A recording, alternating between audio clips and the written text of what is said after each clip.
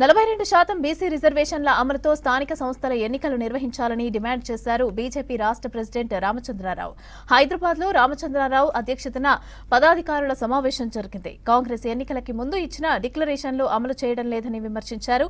కాంగ్రెస్ వైఫల్యాలు, మోదీ సంక్షేమ పథకాలను అమల్లోకి తీసుకువెళ్లాలని అన్నారు. స్థానిక సంస్థల్లో మెజారిటీ స్థానాలు సాధించేలాగా క్యాడర్ కష్టపడాలని పిలుపునిచ్చారు రామచంద్రరావు.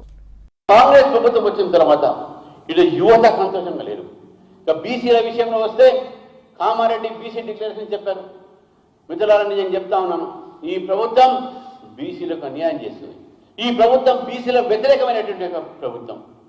ఎక్కడ వీళ్ళు బీసీ కమిషన్లకు బీసీ కమిషన్కి ఎన్ని నిధులు ఇచ్చారు? ఎంబీసీ కమిషన్ ఏమైంది? దానికి ఎన్ని నిధులు ఇచ్చారు? ఈ రకమైనటువంటి ఆలోచన ప్రజల్లో ఆలోచిస్తూ ఉన్నారు. కానీ అదే నరేంద్ర మోదీ గారు విశ్వకర్మ యోజన కింద 18 కులాలను ఐడెంటిఫై చేసి వాళ్ళని సామాజికమైనటువంటి యొక్క పరిస్థితి చూసి ఆర్థికంగా వాళ్ళ సహకారం కోసం విశ్వకర్మ యోజనతోని ఈరోజు అనేక మందిని ఆదుకునే పరిస్థితి మనం చూస్తున్నాం. తెలంగాణ ప్రజలు కాంగ్రెస్ పార్టీ పరిపాలన చూశారు. తెలంగాణ ప్రజలు బీఆర్ఎస్ పరిపాలన చూశారు. భారతీయ జనతా పార్టీని ఆదరించండి. మాకు 8 సీట్లు మీరు ఎంపీగా ఇచ్చారు. 38% మాకు ఓటు ఇచ్చారు. మరొకసారి ఆశీర్వదించండి.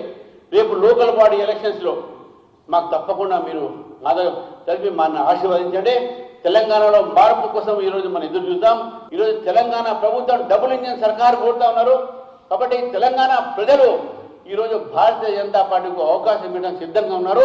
మీరు ఇక్కడ ఉన్నటువంటి ఒక ఏదైతే పదాధికారులు ఉన్నారో మీరందరూ కూడా మీ సమయాన్ని ఇచ్చి పార్టీని ముందుకు తీసుకుపోయే ప్రయత్నంలో మీరు కూడా భాగస్వామ్యం కావాలి. గ్రామాలకు వెళ్దాం.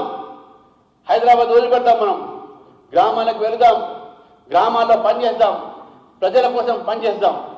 కాబట్టి నరేంద్ర మోదీ గారు తీసుకున్నటువంటి కొన్ని నిర్ణయాలు